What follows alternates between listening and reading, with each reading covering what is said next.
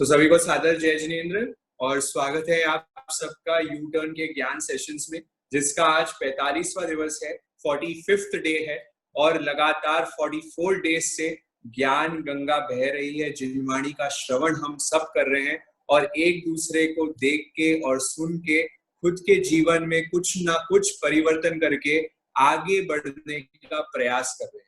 तो इसी कड़ी में जैसे कि हर दिन हम कोई ना कोई आपके समक्ष कोई नया टॉपिक लाने का प्रयत्न करते हैं, नया कुछ एक माल प्रस्तुत आपके सामने करने का एक प्रयास हमारा रहता है, एक नई क्रिएशन। उसी कड़ी में आज हमने एक और टॉपिक जिसका नाम है 10 मैजिकल सीक्रेट्स फॉर रिलेशनशिप्स, तो वो हम आज शुरुआत करेंगे। उसके पहले बस गुरु प्रार्थना करके फिर आज के सेशन की शुरुआत करते हैं।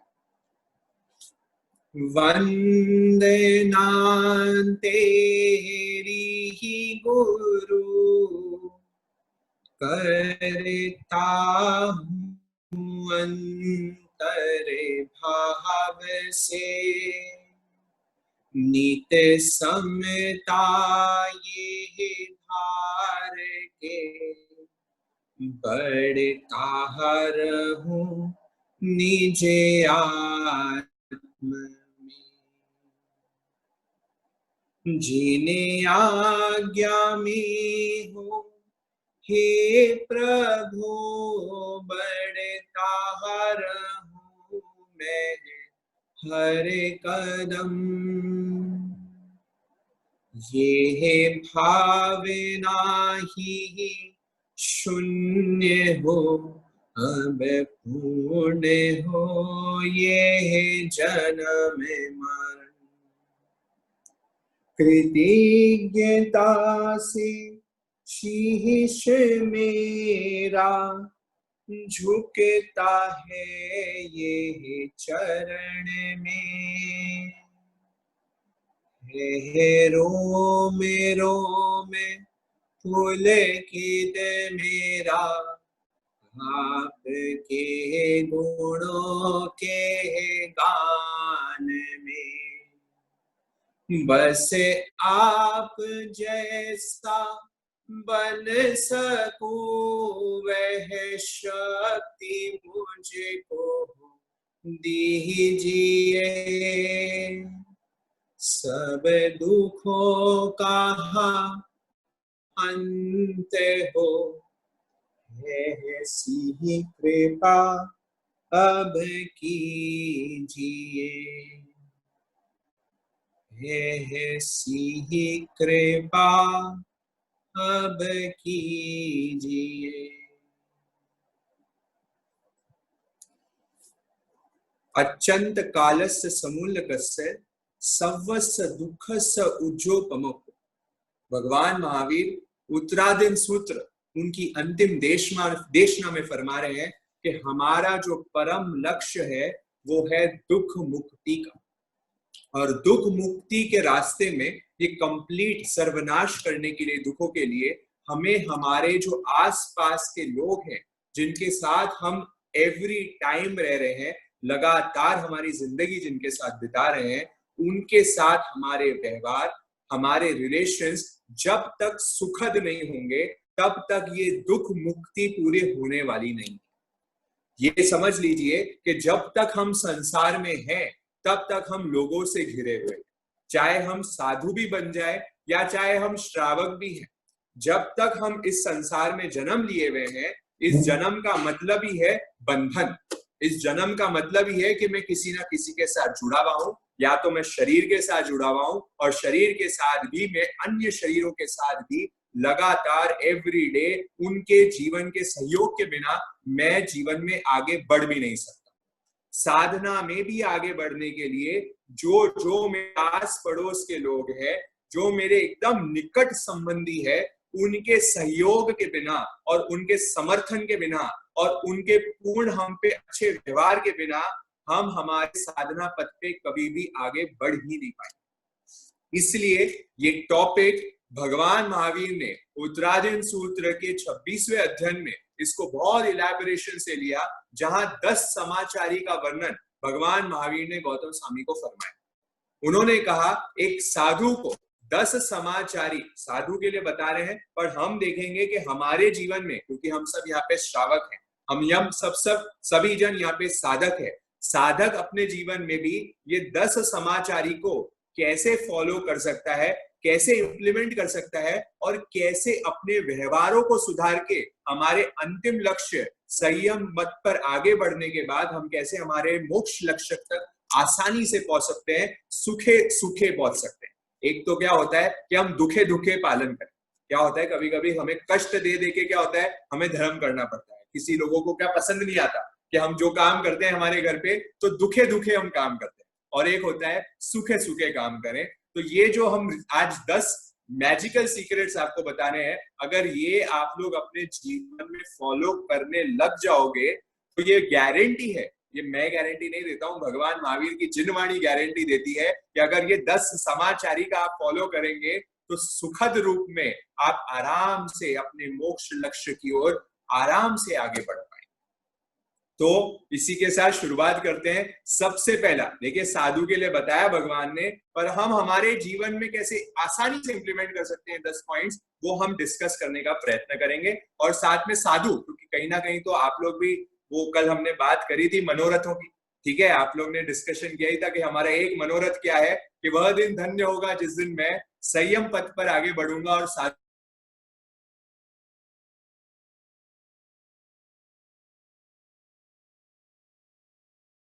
जीवन को ग्रहण करूंगा, मैं साधु बनूंगा और मैं संयम पथ पर आगे बढ़ूंगा। तो उस दिन तो मेरे ये काम आने ही वाली है, क्योंकि मैं जब साधु बन जाऊंगा, पर ये बीच के रास्ते में भी मुझे बहुत काम आने वाली चीज है। तो उसके पहले हम शुरुआत करते हैं आपसे क्वेश्चंस पूछने की। तो अपने चैट बॉक्स पे रहिए और आंसर करना कि कौन सा पॉइंट आपको महक का बढ़िया लगा है, वो आप आंसर जरूर। आपको 1 या 2 लिखना है। 2 सेंटेंस बोलूंगी मैं, तो आपको फर्स्ट सेंटेंस बेटर लग रहा है या सेकंड सेंटेंस बेटर लग रहा है, वो आप चैट बॉक्स में लिखिएगा। सिर्फ या 1 या 2 लिखना है और कुछ नहीं लिखना, ज्यादा टाइप नहीं करना। तो जिनको टाइप करना नहीं भी आता है, वो बस 1 2 पे अपनी दृष्टि रखे कौन सा लिखना है। तो फर्स्ट क्वेश्चन आ रहा है, मम्मी मैं यहाँ जाके आ रही हूँ। फर्स्ट। सेकंड, मम्मी क्या मैं यहाँ जा सकती हूँ और आपको कुछ चाहिए वहां से तो मैं वहां से लेके भी आ सकती हूँ। First example. सेकंड, दादाजी मुझे फोर्स मत करो ये सब पहनने के लिए, मुझे जैसे रहना है मुझे वैसे रहने दो। सेकंड, आप बताइए आपकी क्या इच्छा है, अगर आप ये नहीं चाहते तो मैं नहीं करूंगी ये। थर्ड, तुमने काम बिल्कुल गंदा किया है, कैसा काम करते हो तुम।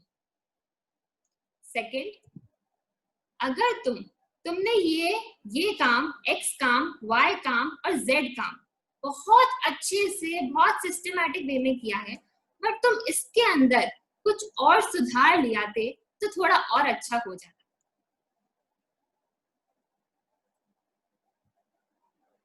फिर आ रहा है फोर्थ इंस्टेंस का ये भी आ रहा है। तो लगातार सबके 2 2 2 आ रहे हैं, हम देखे जा रहे हैं। चैट बॉक्स मुझे लगता है क्रैश हो जाएगा थोड़ी देर में, फटाफट इतने आंसर कर रहे हैं लोग।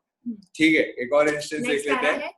प्लीज मुझे थोड़ा समय अकेले रहने दो, मुझे अभी अकेलेपन की जरूरत है, ये मेरी जिंदगी है। सेकंड इंस्टेंस है, ये मेरी जिंदगी है, डोंट डिस्टर्ब मी, मुझे जैसे रहना है मुझे वैसे रहने दो। So, ये कुछ 4 एग्जांपल्स थे, बीच बीच में और भी इसकी डोजेस मिलती रहेगी आपको, एंड काफी ऑब्वियस से आंसर्स थे, तो सबके आ चुके हैं चैट बॉक्स में। लोगों ने एकदम सावधानी से सुना है, ऐसा नहीं कि 2 2 ही लिखते रहे। लास्ट में तुमने थोड़ा चेंज कर दिया, लोगों को गुमराह करने की कोशिश करी, पर हुए नहीं। सब समझदार है यहाँ पे, बहुत ही इंटेलिजेंट पब्लिक हमारे सामने है, सबने 1 आंसर बराबर दे दिया है लास्ट का। आई थिंक सब टोन ही बता देती है कि किस टोन में इंसान बोल रहा है, तो अपने आप आंसर निकल गए। बिल्कुल। तो हम चलते हैं आगे और हम देखते हैं अब 10 मैजिकल सीक्रेट्स भगवान महावीर ने उत्तराधीन सूत्र के 26वें अध्ययन में क्या चीजें फरमाई, 10 समाचारी कौन सी फरमाई, और वो फर्स्ट समाचारी आपके स्क्रीन पे आपको सामने दिख रही है। सबसे पहले भगवान ने कहा, देखिए शास्त्रीय नाम भी साथ में याद कर लीजिए, क्योंकि शास्त्र के वर्ड्स अपने आप में शब्दों का भी प्रभाव है।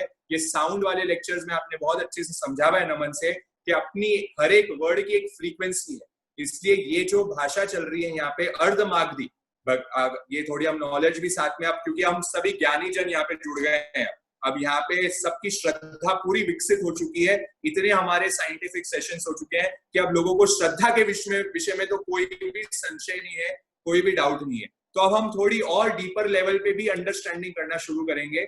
ये जो वर्ड्स है ये अर्धमागधी भाषा में होते हैं। भगवान महावीर जब भी अपना उद्बोधन दिया, भगवान महावीर ने कौन सी भाषा में दिया, अगर कोई क्वेश्चन पूछ ले तो बताना चाहिए कि एक लैंग्वेज है जिसका नाम है अर्धमागधी। अर्धमागधी, उसके बाद आई संस्कृत। आगे संस्कृत तो बहुत आगे बाद में जाके आई, पर हमारी मूल भाषा जो शास्त्रों की है वो अर्धमागधी भाषा कहलाती है। तो ये जो देवता भी, जो हमारे देवता हम कहते हैं, देवता भी जो भाषा समझते हैं वो भी अर्धमागधी भाषा ही समझते हैं। इसलिए हम कहते हैं स्वाध्याय काल में क्या होता है, टाइमिंग्स होती है, हर टाइम हर शास्त्र नहीं पढ़ा जा सकता है, कालिक होते हैं शास्त्र, तो वो टाइम पीरियड में ही हमें शास्त्र पढ़ने चाहिए, नहीं तो देवता अप्रसन्न हो सकते हैं। तो इसी मर्यादा को हम ध्यान में रखते हुए हमें ध्यान रखना चाहिए अर्धमागधी भाषा। तो ये आवस सही, जो पहला वर्ड आप देख रहे हैं आवस सही, यहाँ भगवान पहली समाचारी बता रहे हैं आपको आवस सही। आपने देखा होगा जो भी साधु संतों के थोड़ा पास में रहे हैं उन्होंने ये वर्ड को काफी बार सुना होगा, वो कहते हैं आवस सही, आवस सही, आवस सही। मतलब भगवान क्या, जब भी हमारे साधु संत, पहले में हम साधु संत का सीखेंगे फिर हम श्रावक के जीवन में आएंगे, तो आप देखेंगे साधु जब भी कहीं बाहर जाता है, स्थानक में रुका हुआ है, स्थानक से वो कभी बाहर जा रहा है, कोई आवश्यक कार्य में, आवश्यक का मतलब क्या होता है, आवश्यक कार्य के लिए बाहर जाना। तो जब भी वो आवश्यक कार्य साधु के लिए क्या क्या होते हैं, वो देखिए हमने पहले भी सीख लिया, हमारे जो जैन साधु होते हैं वो टाइम पास और घूमने फिरने के लिए तो कभी भी बाहर नहीं जाएंगे। उनको ये मन में तो कभी नहीं आएगा कि हाँ चलो मैं मॉन्यूमेंट देखने चलूं, चलो यहाँ पे है ना, आज मैं दिल्ली में आया हूँ तो लाल किला देखने चलूं, आज मैं जयपुर में आया हूँ तो नाहरगढ़ देखने चलूं। ऐसा उनके मन में कभी नहीं आएगा, वो तो इन सब से परे हैं, वो तो स्वयं में लीन रहते हैं। पर वो स्थानक से जब ही बाहर निकलेंगे जब कोई आवश्यक कार्य होगा, मीनिंग कोई इंपॉर्टेंट वर्क होगा। अब वो इंपॉर्टेंट वर्क क्या क्या हो सकते हैं, हो सकता है कि उनको भिक्षा लेने जाना, उनको उनकी गोचरी लेने जाना है, उनको खाने के लिए, अगर जब भूख लगती है तो खाने के लिए वो मांग के खाते हैं, ठीक है। तो भिक्षा लेने जब जाएंगे तो भिक्षा उनका आवश्यक कार्य है, क्योंकि शरीर को भाड़ा चुकाना पड़ेगा। तो बंधन है, इससे शरीर के साथ भी बंधन है। तो जैसे हमने कहा रिलेशनशिप में हमें बंधनों के साथ क्या करनी है, तारतम्य अच्छा बना के रखना है, उनके साथ तालमेल अच्छा बना के रखना है। तो सबसे पहला बंधन मेरा शरीर के लिए, तो मैं शरीर को क्या नहीं कर सकता हूँ, अवॉइड नहीं कर सकता हूँ। शरीर में रहते हुए, शरीर का ख्याल रखते हुए और शरीर से असंग भाव में जीता है साधु। क्या बोल रहा हूं मैं, शरीर में रहते हुए, शरीर का ख्याल रखते हुए, पर शरीर से असंग रहता है, वो होता है साधु। तो साधु के लिए वो बाहर भी जाएगा तो वो आवश्यक कार्य के लिए जाएगा। उसको जब एकदम ही भूख लगती है या उसको जब समय होता है गोचरी का, तब वो अपने पात्र लेके बाहर जाएगा। पर बाहर जाते वक्त अपने जो गुरु है, बड़े जो साधु हैं, उनको बोल के जाएगा आवस सही, आवस सही, आवस सही, मतलब मैं आवश्यक कार्य करके वापस आता हूं। ऐसे ही कभी वो जंगल के लिए जाएगा, कोई इमरजेंसी आ गई, कोई बाहर जाने का कारण आ गया, मलमूत्र के लिए जाना पड़ा, तो उसके लिए भी आवश्यक करके बोल जाएगा। कुछ कपड़े उसको अगर लेने जाने किसी घर में से, या उसको कोई किताब किसी से लेने जानी है, या कोई और पात्र लेने जाने हैं, तो उसके लिए भी वो गुरु को बोल के जाएगा। गुरु को बोले बिना तो वो हिलेगा भी नहीं। अगर गुरु परमिशन नहीं देंगे, हम आगे के इसमें देखेंगे कि परमिशन के बिना वो कुछ नहीं कर सकता। पर बाहर निकलते वक्त उसको सबसे पहले क्या बोलना पड़ेगा, आवस सही। अब यही आप हमारे घरों के सिस्टम में लाए। घरों के सिस्टम में अगर हम श्रावक जीवन में हैं, आजकल हम देखते हैं जहां न्यूक्लियर फैमिलीज होती है, जहां शहरों में, क्योंकि यहाँ बहुत सारे लोग शहरों से भी जुड़े हुए हैं, और शहरों क्यों, आजकल तो गाँव में भी ये स्थिति हो गई है कि जब भी हम बाहर निकलते हैं, हम बस घर से बाहर निकल जाते हैं, हम किसी को बोल के नहीं जाते। ये बहुत बेसिक प्रोटोकॉल था हमारे भारतीय कल्चर का, कि हमें हमेशा सिखाया जाता था। हमें याद है, हमें बचपन से बोला जाता, घर से बाहर जाए तो बोले बिना कहीं नहीं जाएगा, बोल के जाएगा। और अगर हम बोल के नहीं जाते थे तो हमें डांट पड़ती थी घर पे आके। मतलब ये हमें बचपन से ये संस्कार दिए जाते थे। पर आजकल ये शायद थोड़ी गड़बड़ी हो गई है कि शायद जो यंगस्टर्स है वो ऐसे ही घर से बाहर निकल जाते हैं, या कोई बड़े भी है वो कोई जो समझो फैमिली का प्रमुख भी है, वो भी बिना बोले अगर घर से जा रहा है तो गलत है। अगर वो कहीं भी घर से बाहर निकल रहे हैं तो बाकी घर वालों को सूचित करके जाना चाहिए, इंफॉर्मेशन देके जाना चाहिए कि आवाज सही, या वो बोल के जाए कि बस मैं जाके आता हूं, मैं वापस, मैं ये कार्य के लिए जा रहा हूं। बहुत बार तो क्या होता है, ये भी कह देते हैं लोग कि बस मैं जाके आ रहा हूं। उनको पूछ रहे तू कहाँ जा रहा है, वो नहीं बताएंगे, क्योंकि कहीं अगर कुछ गलत काम करने जा रहा है तो वो बताएगा ही नहीं, वो अवॉइड करेगा। ये यंगस्टर्स अपनी जिंदगी को टटोले, बड़े भी हैं, अगर वो भी कोई गलत कार्य के लिए जाते हैं तो वो अभी भी देख लेना, आप घर पे कभी बता के नहीं जाएगा, क्योंकि उसके मन में खोट होगी, और मन में खोट होगी और वो अपने क्या घर वालों से कभी भी ऐसी चीज नहीं बोलना चाहेगा कि जहां मेरे घर वाले रॉन्ग इंप्रेशन में है या रॉन्गली इन्फ्लुएंस। उसको मालूम है, देखो अपने आप इनर कॉन्शियस खटका दे रहा है कि मैं कुछ गलत करने जा रहा हूँ। घर से बाहर निकलते वक्त हमारा अंतर का चेतन हमें खटका दे देता है कि मैं कुछ गलत बाहर देने जा रहा हूँ, इसलिए तो मैं छुपाता हूँ, नहीं तो मैं क्यों नहीं बोलूंगा किसी को कि मैं कहाँ जा रहा हूँ। आप देखिए कभी भी हम बाहर निकलते हैं तो इसलिए सबसे पहले बताया भगवान ने, आवाज सही, तू बोल के जा कि तू कहाँ जा रहा है, क्या कारण की वजह से। आजकल तो क्या होता है, कोई पूछ ले कहाँ जा रहा है तू, आपको क्या मतलब है, मैं बस आ रहा हूँ ना, 10 मिनट में आ रहा हूँ, आधे घंटे में आ रहा हूँ, आपको क्या मतलब है कहाँ जा रहा हूँ मैं। हमें डायरेक्ट ये उत्तर मिलते हैं, तो इसका पूरा ध्यान रखना है जिनके घरों में, क्योंकि इसलिए हम ये वाला सेशन तो हम रिक्वेस्ट करते हैं कि घर के जितने मेंबर्स हैं, आप घर के सभी मेंबर्स को साथ में लेके बैठे, क्योंकि साथ ही कॉर्पोरेशन होगा। आपके सब जन, फैमिली का हर एक मेंबर सिंक में होना चाहिए, और आप देखेंगे अगर ये 10 चीज फॉलो हो जाएगी, फैमिली बॉन्डिंग ऐसे हो जाएगी, ऐसे। ये ऐसे करने के सूत्र हैं जो भगवान ने इतने सालों पहले, 2500 वर्ष पहले हमें बता दिया कि तुम कैसे अच्छे से जी सकते। और हमने तो ऐसा भी देखा है कि जितनी बड़ी फैमिलीज होती है, जितना बड़ा लग्जरियस फैमिलीज होती है, तो उसमें क्या होता है, एक ही जगह पे अगर 3 जनों को जाना है, सपोज ऑफिस जाना है या फिर कोई और जगह जाना है, तो वो अलग अलग टाइम पे जाते हैं, क्योंकि इन्फॉर्मेशन ही नहीं होती कि कौन कब जा रहा है। तो ये अगर प्रोटोकॉल सिंपल सा बन जाए कि हम जब जा रहे हैं तो बोले तो एक ही जगह पे, इससे हमारा एनवायरनमेंट भी सेव हो जाएगा, एक ही गाड़ी का चक्कर होएगा, जीव जंतु की भी रक्षा होएगी, और हमारे आपस में वो साथ में जाएंगे तो उनके आपस में बॉन्डिंग भी बढ़ जाएगी। तो ये सिंपल सा प्रोटोकॉल है बस बोलने का। तो तीनों जनरेशन जो होती है वो एक साथ हो सकता है चल जाए, और एक साथ नहीं हो तो काम कुछ हो किसी को तो वो बता दे कि हाँ वहां जा रहे हो तो ये काम भी कर लेना, साथ में ये भी ले आना, वहां से ये भेज देना। तो ये बहुत सिंपल सी प्रैक्टिस है, एक सिंपल बोलना ही है कि हम वहां जा रहे हैं, कुछ भी नहीं है। पर आजकल स्थिति है कि जितने बड़े घर है, हर एक मेंबर की अपनी पर्सनल गाड़ी होती है, पर्सनल ड्राइवर होते हैं, तो उनको जब जहां जो निकलना है सब अपनी सहूलियत से और बिना बोले निकलते हैं। ये बिना बोले जाना ही संसार में सबसे बड़ा जो मैं कह दूं कि गलत रास्ते की ओर जो हमारा समाज आगे बढ़ रहा है, वो गलत रास्ते की जो शुरुआत है वो इस कारण से हो जाती है क्योंकि घर वालों को मालूम नहीं है कि उनका बच्चा कहाँ जा रहा है, उनका यंगस्टर कहाँ जा रहा है, या उनके घर के जो बड़े हैं वो, उनके घर वालों को भी, उनकी पत्नी को नहीं मालूम, उनके बच्चों को नहीं मालूम कि वो पिताजी कहाँ जा रहे हैं। अगर ये मालूम पड़ जाएगा, वो देखिए वो इंसान के हाव भाव से आपको मालूम पड़ जाएगा कि कुछ गलत बोल रहा है।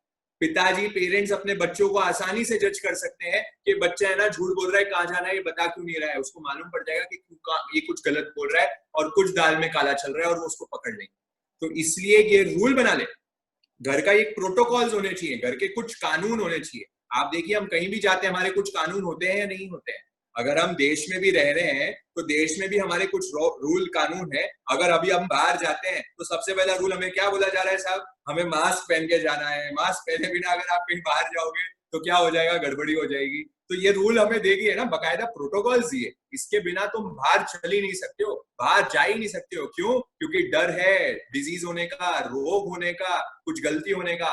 बस सिमिलरली भगवान आपको रूल्स दे रहे हैं, प्रोटोकॉल्स दे रहे हैं, देख भाई इसके बिना अगर तू बाहर जाएगा ना कुछ गड़बड़ी होगी, और ऐसा रोग लगेगा जो जन्म जन्म तक तेरे से छूटने नहीं वाला। तो इसलिए सबसे पहला स्टेप भगवान ने बोल दिया, आवस सही, आवस सही, आवस सही। अब दूसरे स्टेप पे आगे बढ़ते हैं। भगवान दूसरा आपको बता रहे हैं, निस्सही, निस्सही, निस्सही। अब क्या हो गया, हम आवश्यक कार्य करके वापस आ गए घर में। आवश्यक कार्य करके जब साधु वापस स्थानक में आ जाता है, वापस जहां पे वो रुका हुआ है वहां आ जाता है, तो एंटर करते ही वो सबसे पहले बोलेगा निस्सही, निस्सही, निस्सही। मतलब मैं जो आवश्यक कार्य संसार का करने गया था वो मेरा पूर्ण हो गया है और अब मैं वापस लौट चुका हूं। ये वो आते ही गुरुजन को सूचित करता है। और अच्छा, धीरे से नहीं बोलता। आपने कभी कभी कोई भी साधु संतों के थोड़ा भी नजदीक में रहा है, पास में रहा है, तो उन्होंने अनुभव किया होगा, जैसे ही वो अंदर गोचरी लेके आएंगे या भिक्षा लेके अपनी आएंगे, जोर से बोलेंगे निस्सही निस्सही निस्सही। क्यों? क्योंकि आते ही सबको मैसेज पहुंच जाएगा कि बस मैं आ गया। आप देखेंगे पहले के जमाने में भी क्या होता था, कोई बड़े बुजुर्ग कहीं आ जाते थे आसपास, वो क्या करते थे, ऐसे खांसते थे आते ही। क्या करते थे? वो सूचित करते थे कि मैं आ चुका हूँ। बड़े जन क्या, वो अपना मैसेज देते थे, हम आ गए हैं भाई, अब सावधान हो जाओ, सब अलर्ट हो जाओ। तो ये एक मैसेज होता है, निस्सही निस्सही। इसलिए आप भी अभी देखा, बड़े घरों की स्थिति होती है या और छोटे घरों में आजकल जो न्यूक्लियर फैमिलीज में भी रहते हैं उनकी भी ये स्थिति है, क्योंकि अपने पास, सबके पास अपनी अपनी चाबियां हैं। क्या है आजकल घरों में सबके पास, क्या है, अपनी प्राइवेट चाबियां हैं। एक चाबी नहीं बनाते घर वाले, आजकल 3-4 क्या रखते हैं, 3-4 उसके पेयर्स रखते हैं। तो जब भी हम बाहर जाते हैं, हाँ भाई तू अपनी चाबी लेके जा, तू अपनी चाबी लेके जा, सब अपनी अपनी चाबी लेके जाते हैं। तो कौन कब आ रहा है? अब कोई बच्चा बाहर गया हुआ है, वो बोला है कि मैं डिनर करके जा रहा हूँ, फ्रेंड्स के साथ जा रहा हूँ मैं घूमने, अब वो आया ही नहीं। अब वो बोला मेरे पास चाबी है, मैं आ जाऊंगा। अब वो 12 बजे आ रहा है, 1 बजे आ रहा है, 2 बजे आ रहा है, क्या मालूम पड़ने वाला है। माँ बाप सो जा रहे हैं निश्चिंतता से, आराम से सो गए तो सो गए। अब बच्चा कब आ रहा है मालूम ही नहीं, वो क्या करके आ रहा है मालूम ही नहीं, उसको पूछने वाला कोई नहीं। तो ये क्या हो जाएगा, एक दुर्दशा। मतलब समझ लेना, सावचेत हो जाइए। अगर वो कुछ छुपा रहा है, अगर वो बताने योग्य चीजें नहीं कर रहा है, मतलब वो कोई गलत रास्ते।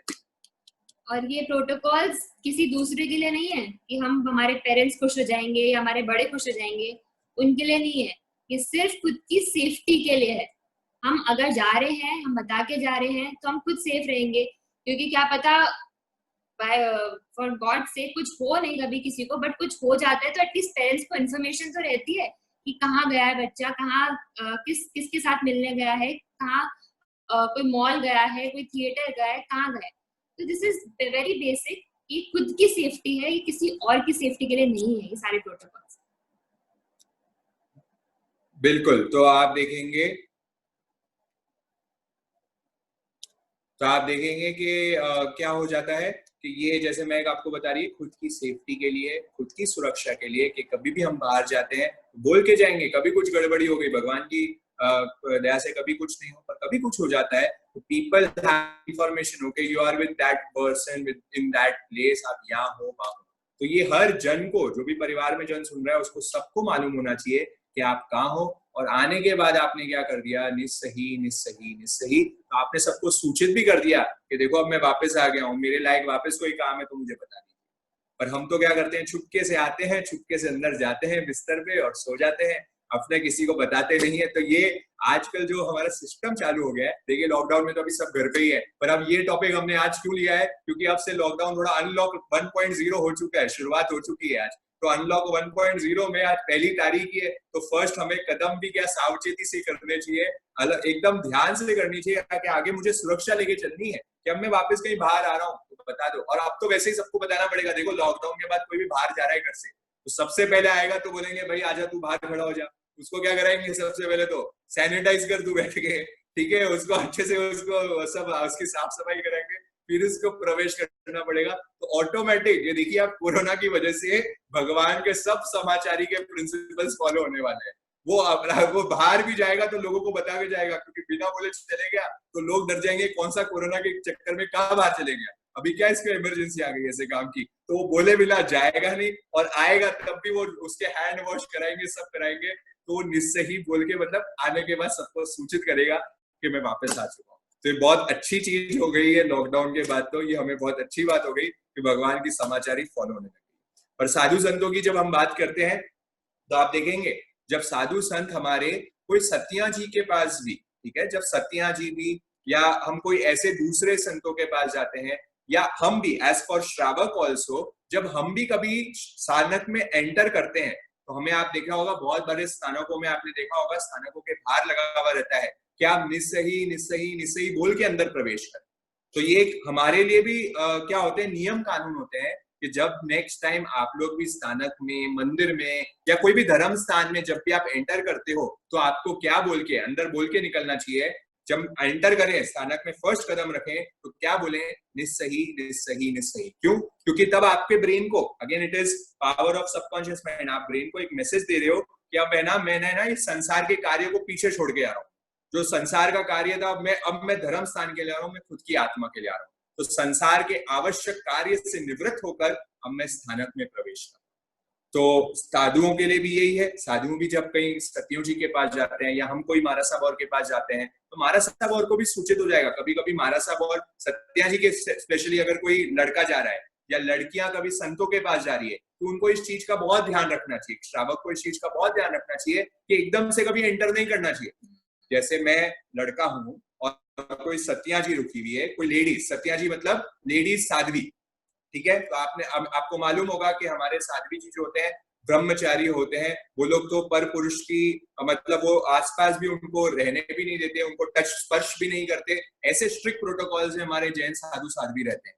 तो आप देखेंगे जब भी हम प्रवेश करें तो एकदम से, कभी कोई वहां पे कोई स्त्री नहीं हो तो एकदम से कोई जेंट्स को प्रवेश नहीं करना चाहिए। उसको पहले क्या बोलना चाहिए? मथेण वंदामी, मथेण वंदामी, मैं अंदर आ सकता हूं क्या? अगर वो हाँ बोले तो ही आप अंदर आए, नहीं तो आप बाहर ही खड़े रहे स्थानक के। ये बहुत सिंपल प्रोटोकॉल्स है जो हमें फॉलो करना। कभी कभी हम देखते हैं कि साध्वी जी कोई अपना पर्सनल कोई काम कर रहे होंगे, कोई अपने पर्सनल डिस्कशन कर रहे होंगे, तो हमें कभी भी without any permission, without informing them after coming जो हमारा हो रहा है, निस्सही या मथेण वंदामी बोले बिना हमें एंट्री नहीं करनी चाहिए, उनके प्रवेश, उनके कक्ष में प्रवेश नहीं करनी चाहिए कोई भी साधु संत। तो ये निस्सही का हो गया। और ये बेसिक कर्टसी भी होती है, हम हाँ। फैमिली लाइफ में भी देखते हैं कि हम किसी के रूम में भी एंटर कर रहे होते हैं तो ये हमको कर्टसी सिखाते ही है कि आप नॉक करके एंटर करो, सिर्फ ऐसे ही मत चल जाओ, कि क्या पता वो अपना कोई पर्सनल काम कर रहे हो, कुछ भी अपना प्राइवेट काम कर रहे हो और हम ऐसे ही नहीं चल जाए। सो देखो अभी कितना इंटर रिलेटेड है ये सारी चीजें जो हो रही है, ये हमारी लाइफ में बहुत बहुत बहुत प्रैक्टिकल है और हम ये चीजें अप्लाई करने लग जाएंगे। सिर्फ साधु संतों के लिए तो है ही, बट ये हमारी लाइफ के लिए भी एकदम इक्वली इम्पोर्टेंट है। तो हम इसके अंदर वही नॉक करके जो सिस्टम में जाने का, वो भी सेम है, सेम चीज बताता है कि हम कोई भी एंटर कर रहे हैं, हम पहले से सूचित कर रहे हैं हम वहाँ एंटर करने वाले हैं। तो this goes there also. Next point हम आगे बढ़ते हैं। तीसरा पॉइंट आ जाएगा आपके सामने, आप पूछना। तीसरा पॉइंट आपके सामने आ रहा है, आप पूछना। And I believe this is the most important. ये हमारे पूरे 10 के 10 पॉइंट्स में से पर्सनली मुझे लगता है कि ये अगर एक पॉइंट भी प्रॉपरली फॉलो होने लग जाए तो आप फिर जाएंगे। फिर तो कोई मतलब कोई दिक्कत ही नहीं है। आपका जो फैमिली रिलेशन होने वाला है इतना स्ट्रांग होने वाला है, और आप संयम के ओर में भी है, अगर आप साधु जीवन में भी हैं, तो सिर्फ अगर ये एक हम प्रॉपरली फॉलो करने लग जाए तो मोक्ष कोई दूर नहीं। इसका यही अर्थ है। आप पूछना का मतलब ये होता है, जैसे इंग्लिश में आपके लिए लिखा हुआ है सीक परमिशन, मतलब क्या? आज्ञा। आज्ञा लेके ही हम कुछ ना कुछ काम करें, बिना आज्ञा के एक कदम भी आगे नहीं रखता शिष्य। हुक्म में जोखम में, श्रद्धेय महाराज साहब बताते हैं, वो एक हमेशा चीज बताते हैं, जो हुक्म में जोखम नहीं, जो हुक्म में जोखम नहीं। मतलब जो आपने बोला है, जो हुक्म, पहले क्या चलता है हमारे राजस्थान की परंपरा में, आप जानते हैं, जो हुक्म, ठीक है। तो हम क्या कहते हैं? जो हुक्म में जोखम नहीं है, कोई जोखम नहीं है, जो बोल दिया उसको कर लिया। अगर गुरु ने मेरे को कोई आदेश दे दिया तो वो क्या है? वो मेरे लिए बहुत सुंदरता से काम करने जैसी चीज है। इसलिए आप देखते हैं यहाँ पे हम, तो आप देख सकते हैं यहाँ पे संयम का क्या सीक्रेट है। अगर कोई पूछ ले कि संयम में अगर सक्सेसफुल होना है ना, साधना में अगर सक्सेस, में साधना के लिए कर देते हैं क्योंकि हम संयम जीवन में तो नहीं है, अभी हम साधु नहीं बने, तो हम तो साधना की बात करते हैं। तो साधना में अगर मेरे को सफल बनना है तो मेरे को क्या करना है? शुद्ध आज्ञा का योग करना। शुद्ध आज्ञा योग करेंगे तो संयम का यही रहस्य है, साधना का यही रहस्य है, सिर्फ आज्ञा पालन।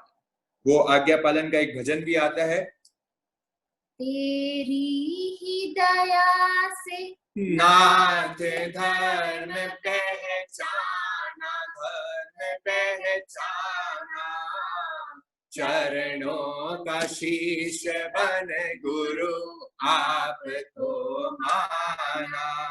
आज्ञा पालन में करी कभी नहीं देरी, कभी नहीं देरी। करुणा कर काटो जन्म मरण की बेड़ी, करुणा कर काटो जन्म मरण की बेड़ी। रूपा के लाल इकबाल शरण आयो तेरी, शरण आयो तेरी। करुणा कर काटो जन्म मरण की बेड़ी। तो संयम का सबसे पहला, साधना का सबसे पहला जो सीक्रेट आ रहा है, वो सीक्रेट है, ये अमूल्य रहस्य है। लोग सोचते हैं कि ये हमारे जो साधु संत हैं ये 8वें वंडर से कम नहीं है, ठीक है ना, हमारे वर्ल्ड के, विश्व के 8वें वंडर से कम नहीं है हमारे जैन साधु साध्वी। कैसे ये इतना कठिन जीवन जी लेते हैं, कैसे इतने बड़े प्रोटोकॉल्स को फॉलो कर लेते हैं, इसका एकमात्र एकदम इजी जो रहस्य है वो है आज्ञा पालन। वो बस जो गुरु ने कर दिया, जो गुरु ने बोल दिया, बस जो आज्ञा गुरुदेव, बस उसके बाद no if no but, nothing doing, बस गुरु आज्ञा सर्वोपरि। बस गुरु ने बोल दिया, अरे कह रहे हैं वो कि जहर भी पीना कह दे अगर तू, वह भी पी लेंगे। ओ राजी जिसमें तू है भगवान, वैसे जी लेंगे। बिन पिए मदहोश हुआ मैं, ऐसा जाम दिया। चरणों में तेरे रह कर भगवान, प्यार ही प्यार मिला। श्रद्धा से जब पूजा मैंने, सत्य का ज्ञान मिला। चरणों में तेरे रह कर भगवान, प्यार ही प्यार। क्या कह रहे हैं, देखो गाने के बोल हैं, इसलिए गाने के बोल ही नहीं इसको कि जहर भी पीना कह दे अगर तू, वह भी पी लेंगे। राजी जिसमें तू है भगवान, वैसे जी लेंगे। क्या कह रहे हैं कवि, कह रहे हैं यहाँ पे कि भाई गुरु आज्ञा कैसी है, गुरु ने अगर मुझे जहर भी पीने बोल दिया तो मैं उसको वो भी पी लूंगा, मेरे को कोई उसमें रंच मात्र भी, मेरे को संकोच नहीं होगा। क्यों नहीं होगा? क्योंकि गुरु का हर एक वाक्य, हर एक आदर्श, गुरु वाक्यम मेरे लिए मंत्र है। गुरु का वाक्य ही मेरे लिए क्या है, मंत्र है। लोग बोलते हैं कोई मंत्र दे दो, अरे गुरु का वाक्य, गुरु की आज्ञा ही मेरे लिए क्या है, एक मंत्र है। तो गुरु ने जो कह दिया बस उसके लिए no if no but nothing, बस आप शीश झुकाएं और उसको फॉलो करना शुरू करें। पर उसके पहले साधना के लिए क्या इंपॉर्टेंट चीज है, उसके लिए सबसे पहला स्टेप आपके सामने यहाँ पे लिखा हुआ है, गुरु के प्रति समर्पित होना। ये गुरु आज्ञा कब आती है? लोगों को लगता है अरे ऐसे कैसे मैं किसी का जीवन सौंप दूं, कैसे इसकी आज्ञा मैं कैसे मान लूं? अरे लोगों को बड़ा अहंकार आता है बीच में। गुरु आज्ञा मानने में सबसे हमारा कनेक्ट करें आई मी माई सेल्फ से, वो आई मी माई सेल्फ बीच में आ जाएगा, आपकी इमेज सामने आ जाएगी, ये मेरे को कैसे आज्ञा दे रहा है, मैं इसकी आज्ञा कैसे मान लूं। इसलिए अगर आपको साधना, देखिए यहाँ पे अब जो भी है, मैं ये मान रहा हूं कि अब जो लोग हमारे साथ यहाँ पे रेगुलरली, क्योंकि 45 दिन बाद भी अगर आप इतनी बड़ी संख्या में हमारे साथ जुड़े हुए हैं, ये बता रहा है, ये आपकी प्यास को बता रहा है कि आप लोग को साधना पथ पे आगे बढ़ना है, आप लोगों को सच में साधक बनना है और आपको सच में वो अंतिम लक्ष्य तक पहुंचना है। तो मैं अब गहरी साधना की बातें करने वाले हैं, हम अच्छी साधना की बातें कर रहे हैं जो आपको अंदर से झकझोर देगी। और उसके लिए सबसे पहले आपको अगर कोई इंपॉर्टेंट चीज है तो वो आती है गुरु के प्रति फुल समर्पण, 100%। देखिए संसार के क्षेत्र में अगर आप 99% मार्क्स ले आए तो चल सकता है। अगर आप 10th में 99% मार्क्स ला रहे हैं, सीए के एग्जाम में आपको अगर 90 मार्क्स आ रहे हैं तो आप पास घोषित हो जाओगे, आपको सीए की डिग्री मिल जाएगी, आपको डॉक्टरेट की डिग्री मिल जाएगी, आप जो कोर्स कर रहे हैं उसमें आपको सफलता मिल जाएगी। पर अध्यात्म के क्षेत्र में, पर भगवान के क्षेत्र में जब तक आपको 100% फेथ नहीं होती गुरु पे, जब तक आपको 100% श्रद्धा नहीं होगी धर्म पे, तब तक आपकी साधना की शुरुआत भी नहीं होगी। ये बहुत बड़ा डिफरेंस है हमारे अध्यात्म जगत में और हमारे संसार के जगत। संसार में थोड़ी मोड़ी श्रद्धा चलती है, थोड़ा बहुत इंसान पे आप, हर इंसान पे आप है ना थोड़ी श्रद्धा करते हो, आप है ना खुद के घर वालों पे भी है ना 50-60% ही श्रद्धा रखते हो, क्योंकि सबसे ज्यादा तो श्रद्धा तो इंसान खुद को होती है, उसको और किसी के उसके अलावा किसी पे संदेह रहता है, उसको अविश्वास रहता है। पर अध्यात्म जगत में अगर आपको बढ़ना है, साधना में अगर आगे बढ़ना है, तो ये निश्चित मान लीजिए कि जब तक 100% आपकी फेथ मजबूत नहीं हो जाएगी, वो नींव इतनी मजबूत नहीं हो जाएगी, तब तक धर्म की पहला कदम भी आप आगे नहीं रख पाओगे। फिर तक तो सिर्फ सुनने की बातें हैं, सिर्फ श्रवण करते रहो, आगे नहीं बढ़ पाओगे। आगे बढ़ने के लिए तो आपको श्रद्धा रखनी पड़ेगी, और इसलिए साधना का पहला कदम हम यहाँ पे आपको बता रहे हैं कि गुरु के प्रति पूर्ण समर्पण भावना। मैं सिर्फ समर्पण नहीं यहाँ पे बता रहा हूं, आपको कह रहा हूं पूर्ण समर्पण भावना। जब तक ये पूर्णता नहीं आएगी ना, तब तक शुरुआत नहीं होगा। और उसके भी पहले अगर चलते हैं तो गुरु के बिना जीवन शुरू ही नहीं होगा। गुरु के बिना ये अध्यात्म का जीवन शुरू ही नहीं होने वाला। इसलिए सबसे पहला तो लाइफ में एम बनाए कि मेरे को गुरु ढूंढना है। अगर अभी तक आपके लाइफ में कोई गुरु नहीं है तो स्टार्ट सर्चिंग, क्योंकि गुरु के बिना, क्या आपने देख लिया इस देश के इतिहास में, चाहे महाराणा प्रताप होगा, चाहे छत्रपति शिवाजी महाराज होंगे, चाहे चंद्रगुप्त मौर्य होंगे, ऐसे जितने बड़े लीडर्स को आप उठा के देख लीजिए, इन सब के जीवन का जो निर्माण किया है वो एक गुरु ने ही किया है। अगर गुरु नहीं होते तो आज वो लोग भी जो लीडर्स है वो कभी नहीं बन पाते। आज चाहे बिजनेसमैन भी हो, उसके पीछे उसका कर्म गुरु होता है, कोई ना कोई धर्म गुरु होता है, तभी वो आगे बढ़ पाता है। इसलिए सबसे पहले, क्योंकि अपन को लगता है कि अपन को सब आता है, ठीक है ना, हमें तो ये लगता है कि मैं तो सब, मेरे को क्या गुरु की जरूरत है। देखिए, एक ही जन को गुरु की जरूरत नहीं होती, जो तीर्थंकर होते हैं, ठीक है, क्योंकि वो स्वयं के गुरु होते हैं, ठीक है। वो स्वयं बुद्ध सिद्धा, एक वर्ड आता है हमारे में, वो कौन होते हैं? स्वयं बुद्ध सिद्धा है। मतलब उनको जो बोधि होती है, उनको जो ज्ञान मिलता है, वो स्वयं अंदर से फूटता है।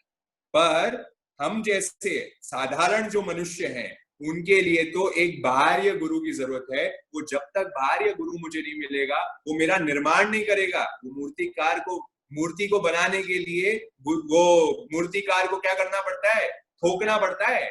वो मारेगा, 10 फटकार मारेगा, तब जाके अच्छी मूर्ति बनती है। वो मूर्ति से स्टोरी याद आ गई मुझे, कि स्टोरी याद आ गई कि एक बार क्या होता है, वो बीच में ना पत्थर पड़ा हुआ होता है, इतना गंदा, मतलब आप देखेंगे वहां पे सब बास आ रही होती है और कीचड़ वहां पे भरा पड़ा होता है। अब वो क्या होता है, वहां पे एक बहुत बड़ा वो पत्थर होता है और सब उसको है ना टुकड़ा के पैर मार के उससे वहां से निकाल देते हैं। अब होता क्या है, एक दिन कोई मूर्तिकार वहां से गुजर रहा होता है और उसकी नजर ये पत्थर पे पड़ती है, और वो पत्थर पे नजर पड़ी, उसने देखा यार ये पत्थर तो बड़ा गजब है, इसको तो मैं अच्छा एक मूर्ति बना सकता हूँ, इसको मैं भगवान की एक मूर्ति में निर्मित कर सकता हूँ, जहां लोग आएंगे, दर्शनार्थी आएंगे और उसके पैर छुएंगे। अब वो क्या करता है, वो मूर्तिकार उस पत्थर को उठाता है और पत्थर को उठा के वो कहाँ ले जाता है, अपनी जो उसकी वर्कशॉप होती है, कार्यशाला होती है, उसमें वो उसको ले जाता है और उसको क्या करने लगता है, उस पे खूब फटकारे मारने लगता है। क्योंकि मूर्ति का निर्माण करना है तो आपको मालूम है, कोई शिल्पकार को अगर आपने देखा होगा, मूर्तिकार को देखा होगा, तो खूब वो ठोकता है, बार बार उसको ठोकता है और तब जाके वो कुछ चीज बनती है। तो जैसे ही मूर्तिकार उसको मारना शुरू करता है, ये पत्थर है ना भयभीत हो जाता है। पत्थर बोलता है, अरे मैं जो गंदगी में था वहीं सही था, तुम मुझे क्यों लेके आ गए? मैं तो यहाँ पे वहीं सही हूँ, मेरे को कोई दिक्कत नहीं है। यहाँ पे मैं इतनी मार खा रहा हूँ, इतनी परेशानी झेल रहा हूँ, इतनी ऑब्स्टेकल से गुजर रहा हूँ, मैं तो वहीं ठीक था, वहां की जिंदगी मेरे लिए अच्छी थी, यहाँ पे आके तो पता नहीं कितनी परेशानी हो गई, कठिनाई हो गई। और अब मूर्तिकार कह रहा है कि अगर एक बार मैंने हाथ में अगर किसी को ले लिया है, तो अब तेरे को ये परेशानी से गुजरना पड़ेगा, और तू ये परेशानी को अगर थोड़ा सहन कर लेगा, तो आगे जाके तेरे पास लोग आएंगे, लोग तेरे चरणों में रहेंगे। और यही होता है, वो पत्थर सहन करता है, पत्थर सहन करने के बाद एक मूर्ति, इतनी सुंदर सी मूर्ति बनती है। और जो पत्थर पहले सड़न गलन में था, उस पे बदबूदार था, आज उस पे पुष्प है, आज उस पे फूल है, लोग उस पे चरणों पे क्या कर रहे हैं, नतमस्तक हो रहे हैं, उसको दूध से नहला रहे हैं, सब चीज कर रहे हैं। ये क्यों हो पाया? क्योंकि गुरु ने सबसे पहले उसको परखा, और परखने के बाद उसको खूब चोटें मारी, उस पे खूब मारा, उसको पूरा तैयार किया, निर्मित किया, और फिर जाके क्या हुआ, अच्छी सुगंध उसमें से आने लग गई। तो कहने का मतलब यही है कि आप जब गुरु चुनेंगे तो गुरु आपकी खूब परीक्षा लेने वाले हैं, गुरु आपको बहुत टेस्ट करने वाले हैं। शायद आपको ऐसी डिफिकल्ट चीजें कहेंगे करने के लिए, पर वो करने के बाद ही आपका समर्पण टेस्ट में आएगा, आपकी उनके प्रति कितनी श्रद्धा है। हमने देखा गुरुजी को बहुत बार देखते हैं कि गुरुजी जानबूझ के है ना अपने शिष्यों को डांट देते, ठीक है, गुरु का मन नहीं होता, पर गुरु क्या करता है, हाथ मारे और हृदय रोए। गुरु और माँ दो ऐसी चीजें होती है, गुरु और माँ जीवन में ना, जिनका हाथ तो मारता है पर हृदय क्या होता है, रोता है। ये माँ की और गुरु की पहचान है, ठीक है, क्योंकि अंदर से तो क्या होंगे, अरे मेरे बेटे को मार दिया, मेरे शिष्यों को मार दिया, पर ऊपर से वो क्या होते हैं, कठोर होते हैं, और कठोरता से सामने वाले को बताते हैं, शिष्य को तैयार करने के लिए कठोर। जितना शिष्य को वो चिल्ला रहे हैं ना, हमने आचार्य हस्तिमल जी महाराज साहब का जीवन पढ़ा, और आचार्य हस्तिमल जी के जीवन में बताते हैं श्रद्धेय आचार्य प्रवर 1000 श्री हीराचंद जी महाराज साहब, जो वर्तमान में अभी आचार्य प्रवर है, जो पीपाड़ शहर में अभी, और उनके जब पूछते हैं उनको, तो श्रद्धेय महाराज जी बताते हैं कि आचार्य श्री को आचार्य हस्ती बहुत डांटते थे, बहुत डांटते, मतलब लोगों के सामने उनको बहुत बार डांट देते, और चिल्ला के ऐसे बोलते थे, मतलब बाकी जन तो सहन ही नहीं कर सकते, और कोई साधु संत होता था तो वो सहन ही नहीं कर सकता था। ऐसे आचार्य हस्तिमल जी महाराज साहब कहते हैं, जो कि इतने बड़े साधक थे, वो इतने बड़े साधक इस युग के थे, पर वो आचार्य प्रवर को तैयार करने के लिए, क्योंकि एक आचार्य प्रति कोई बच्चों का खेल नहीं होता, आचार्य को कितनी चीजें जीवन में सहन करनी पड़ती है। आचार्य हस्ती अपने शिष्य को तैयार कर रहे थे, वो पटदर हीरा को तैयार कर रहे थे, ताकि आगे जाके वो एक सुंदर संघ का निर्माण कर पाए।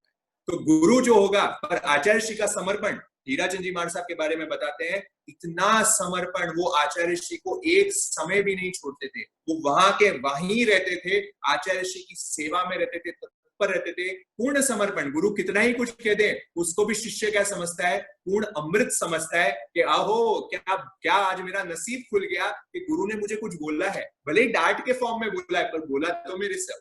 तो ये ऐसा समर्पण एक शिष्य के पास आ जाता है, तब धर्म की शुरुआत होती है, तब धर्म में हम आगे बढ़ पाएंगे। तो इसलिए सबसे पहला जो आ रहा है, गुरु के प्रति समर्पित भाव।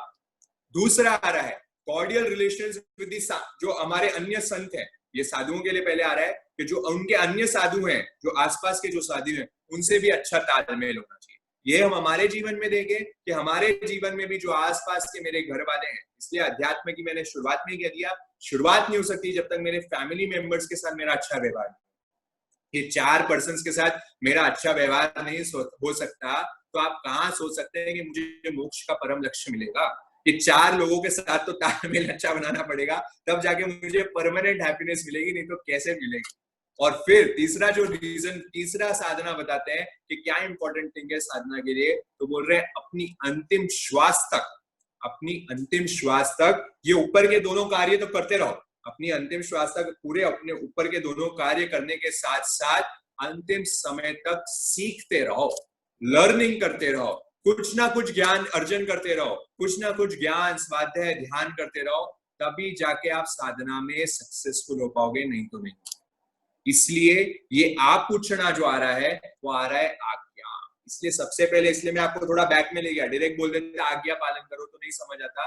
आज्ञा पालन के लिए सबसे पहले गुरु बनाओ, गुरु के बाद गुरु के प्रति फुल समर्पण। अब लोग कहते हैं नहीं नहीं, हमारे ना जिनको गुरु बनाया है, हमने तो गुरु में भी फॉल्ट्स देख ली। लोग क्या होते हैं, लोगों के हमने कहना, मैंने बताया था आपको पहले भी कि स्वाभाविक गुण है हमारा, this is our natural qualities to see mistakes in others. इससे हम क्या उससे परे ही नहीं हो सकते, हमें हर जन में मिस्टेक्स दिखेगी ही दिखेगी, ये हमारा स्वाभाविक गुण है हम सब।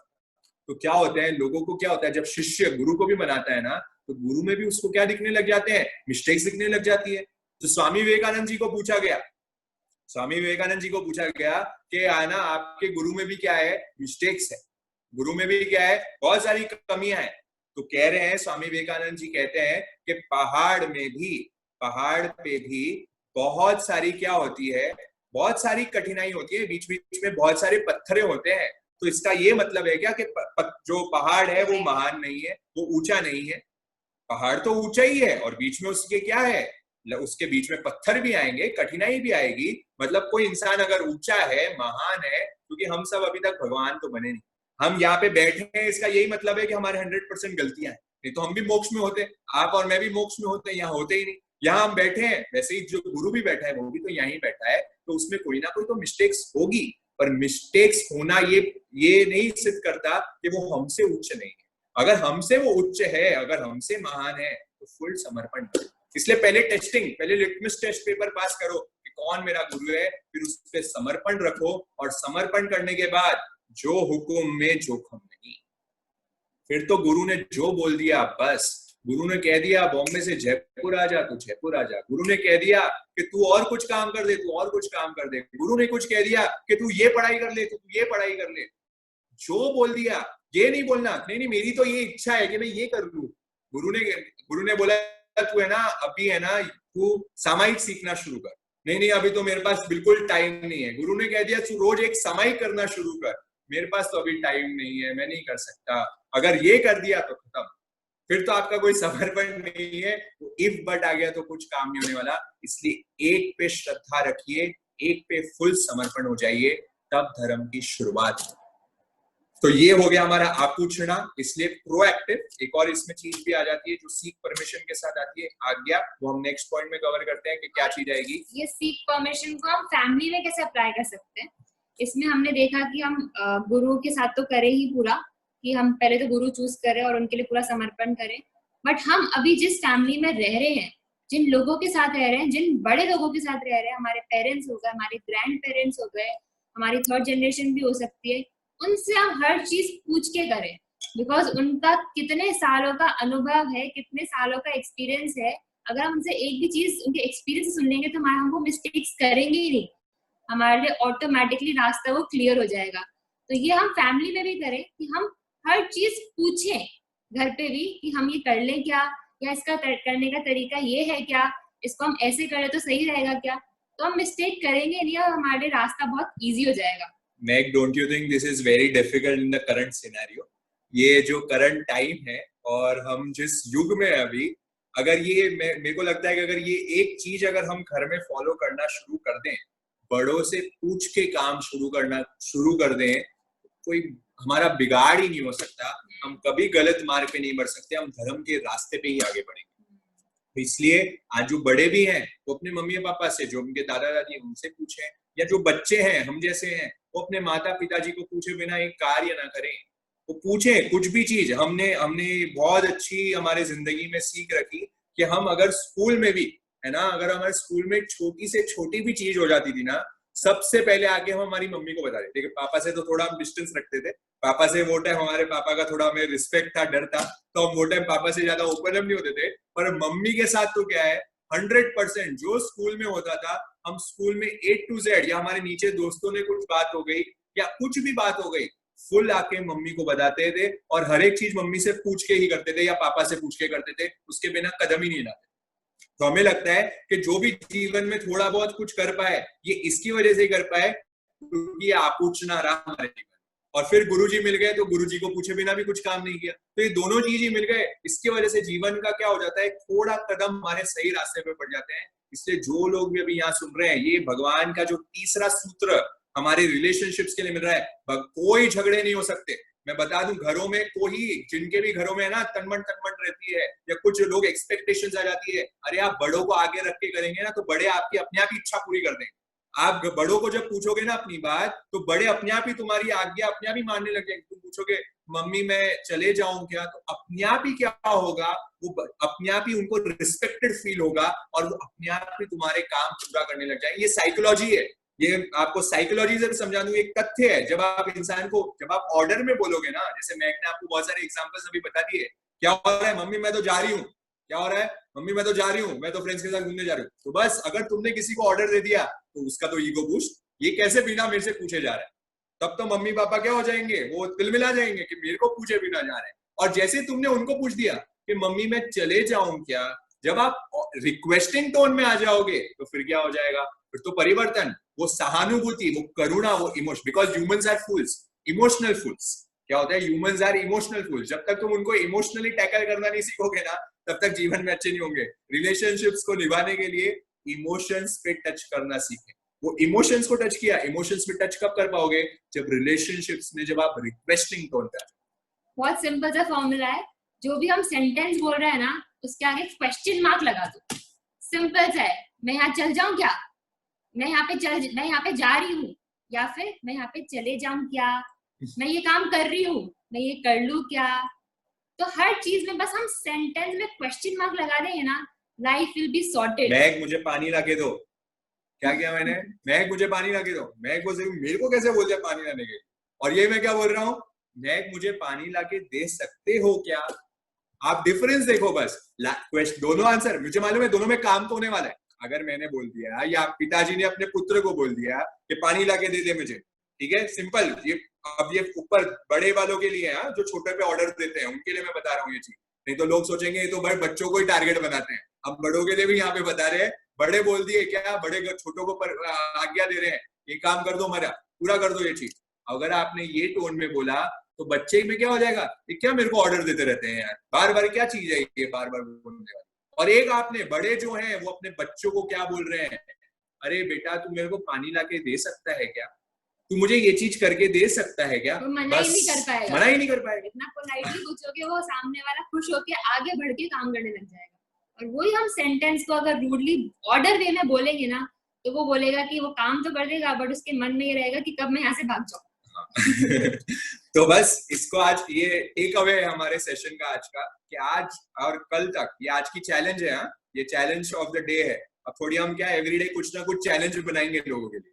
तो आज एक तो हमें क्या करना है, आवश्य ही निश्चय ही तो शायद लोगों को काम आए नहीं आए, ठीक है। अगर आप लोग घर से बाहर जा रहे हैं, जो भी लोग घर से बाहर जाते हैं और घर के वापस अंदर आते हैं, तो आपको क्या है, मैं पहले तो बोल के जाना है, एग्जैक्टली एक एक चीज बोल के जानी है कि मैं क्यों बाहर जा रहा हूँ। फिर घर से वापस आए घर पे, तब भी सबको सूचित करना है कि मैं वापस आ चुका हूँ। और तीसरी चीज, बिना बड़ों की आज्ञा के कोई काम नहीं करना, बिना बड़ों की आज्ञा के घर में कोई काम नहीं करना है। ये आपकी तीसरी चीज हो गई। और चौथी चीज क्या हो गई, कि जो बड़े भी ऑर्डर दे रहे हैं बच्चों को, वो भी क्वेश्चनिंग फॉर्म में करना।